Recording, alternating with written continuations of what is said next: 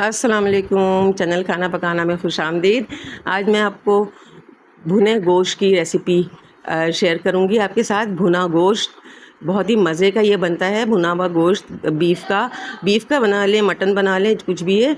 अच्छा, इसके लिए जो मैंने बॉन्ग का गोश्त इस्तेमाल किया, क्योंकि बॉन्ग के गोश्त का बहुत मज़ेदार बनता है, तो आप भी इस्तेमाल करके देखिएगा। बॉन्ग के गोश्त से बनाकर बहुत मज़ेदार ये भुना गोश्त बनेगा।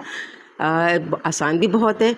और इसके लिए जो है वो मैंने तकरीबन 1.25 किलो के करीब मैंने वो बॉन्ग का गोश्त ले लिया है। इसकी बोटियाँ थोड़ी छोटी होंगी, बोटियाँ दरमियाने साइज़ से थोड़ी छोटी बोटी बनाएंगे। और इसमें सबसे पहले पैन में ऑयल लेंगे और उसमें जो ये साबित गरम मसाले होते हैं, दालचीनी के टुकड़े 2 टुकड़े डाल दें, 1 बड़ी इलायची, 2-3 छोटी इलायची डाल दें, 2-3 लौंगे डाल दें, इस तरह से। और इसके बाद जो है वो इसमें चॉप्ड अदरक लहसुन डालेंगे और इसे अच्छी तरह से फ्राई कर लेंगे। इन सबको फ्राई करने के बाद ये देखिए बोटियाँ छोटी हैं, इसकी बहुत बड़ी नहीं है, छोटी बोटियाँ हैं। और ये बोनलेस है, बॉन्ग का गोश्त है लेकिन ये बोनलेस है। तो चूँकि बोटी बन रही है भुने गोश्त में, तो इसलिए मैंने थोड़े से छोटे साइज़ की बोटियाँ ली हैं। अब इस जो गोश्त है इसको अच्छी तरह से हम फ्राई कर लेंगे, अच्छी तरह से। और फ्लेम को तेज़ रखना है, तेज़ रखकर हम इसे अच्छी तरह से फ्राई करेंगे। इतना, क्योंकि फ्लेम अगर लो रखेंगे तो बहुत सारा पानी गोश्त जो है वो रिलीज़ कर देगा। तो इस तरह के फ्राई करने के लिए ज़रूरी होता है कि हम ज़रा फ्लेम को हाई रखें, ताकि अच्छे से जो है वो फ्राई हो जाए और इसमें पानी रिलीज़ ना हो बहुत ज़्यादा। ये देखें, ऑयल में इसको फ्राई कर लेना है, कवर नहीं करना, खुले बर्तन में इसे फ्राई कर लेंगे। और जब गोश्त का कलर चेंज हो जाएगा और अदरक लहसुन का अच्छा सा इसमें जो है फ्लेवर आने लग जाएगा, यानी अच्छी सी खुशबू आने लग जाएगी इसमें, तो देखें पानी बिल्कुल भी नहीं आ रहा है इसमें इस वक्त, और गोश्त फ्राई हो रहा है। तो बस ये देखें, गोश्त हमारा फ्राई हुआ है, कलर चेंज हुआ है, थोड़ा सा गोश्त का बोटियों का साइज़ भी चेंज हुआ है। तो बस इसके बाद जो है वो इसमें हम चीज़ें डालना शुरू करेंगे। और इसमें सबसे पहले मैंने जो है वो 2 दरमियाने साइज़ के प्याज को कट कर लिया था और 2 ही दरमियाने साइज़ के टमाटर को कट कर लिया था। दोनों चीज़ें मैं एक साथ शामिल कर रही हूँ। इन दोनों चीज़ों को शामिल करके मैं अच्छी तरह से इसको मिक्स कर लूँगी, चला लूँगी अच्छी तरह से। और चलाने के बाद ये देखें, इसको अच्छी तरह से चला लेना है, इसे चलाते रहेंगे, टमाटर और प्याज को मिक्स करते रहेंगे इसमें। और ये देखें, इसमें ये मिक्स कर लिया, इसी तरह खुला रखेंगे हम, इसे कवर नहीं करेंगे, फ्लेम को मीडियम रखेंगे। साथ ही इसमें मसाले ऐड कर देंगे। कुटी लाल मिर्चें हैं, कश्मीरी लाल मिर्चें हैं, हल्दी पाउडर है, धनिया पाउडर है और नमक है। तो बस ये चीज़ें हम इसमें ऐड करेंगे। 1 टेबल स्पून कश्मीरी लाल मिर्च, 1 टेबल स्पून कुटी लाल मिर्च, 1 टीस्पून हल्दी और 1 टेबल स्पून इसमें धनिया पाउडर और नमक 1 टीस्पून, बस ये शामिल करेंगे इसमें।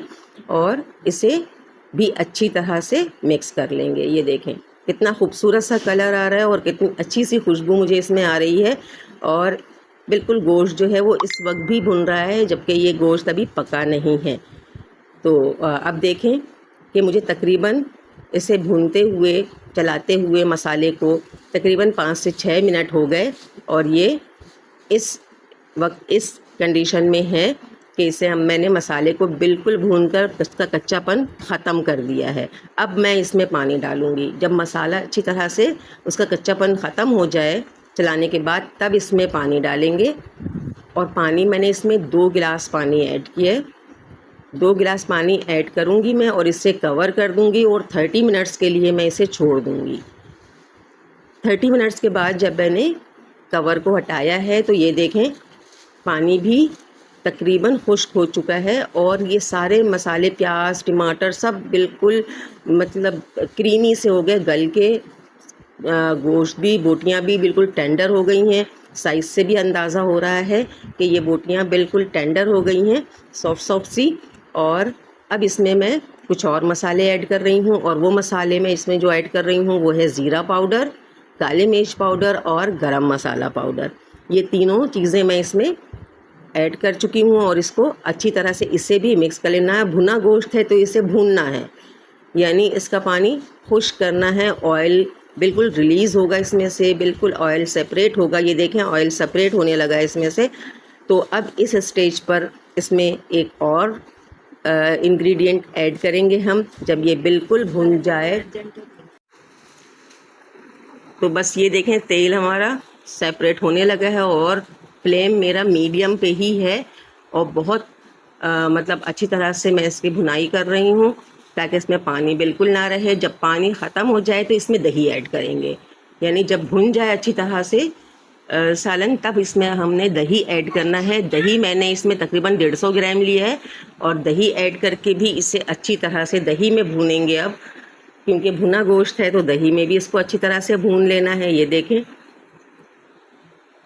दही डालकर इसे चलाते जाएंगे। इतनी अच्छी सी चटपटी सी खुशबू आ रही है इसकी और लुक भी आप देखें कितना ज़बरदस्त है। और इसी दौरान अगर आप मेरे चैनल पे नए हैं तो मेरे चैनल को लाइक और सब्सक्राइब कर दीजिए और कमेंट में ज़रूर बताइए कि आपको मेरी ये रेसिपी कैसी लगी है।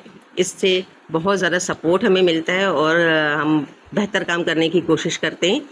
तो ये देखें दही के साथ भूनते हुए अब इसका कलर देखें कि कितना अच्छा सा हो रहा है और इसका मसाला, इसकी ग्रेवी कितनी ज़बरदस्त सी बनी है इस भुने गोश्त की। और आप साइडों में देख सकते हैं कि ऑयल सेपरेट होने लगा है। इस दौरान में मैंने हरी मिर्चें काट ली थी सेंटर से, लंबे लंबे सेंटर से, जो जूलियन कटिंग वाला स्टाइल होता है उस तरह से आप मिर्चों को काट लें।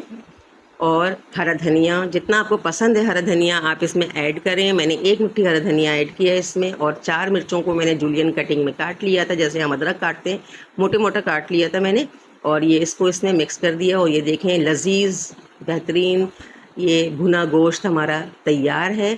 चपाती के साथ खाएं, पराठे के साथ खाएं, पराठा पूरी के साथ खाएं, जिस तरह से भी खाएं बहुत मज़ेदार है। और जो ये बोंग का गोश्त होता है, बोंग के गोश्त के जब आप बनाते हैं तो और जब ये गोश्त गल जाता है तो बहुत ही मज़ा देता है। ज़रूर ट्राई कीजिएगा और कमेंट में बताइएगा। अपना बहुत सारा ख्याल रखिए, दुआओं में याद रखिए। मिलते हैं नेक्स्ट वीडियो में किसी ऐसी ही रेसिपी के साथ। अल्लाह हाफिज़।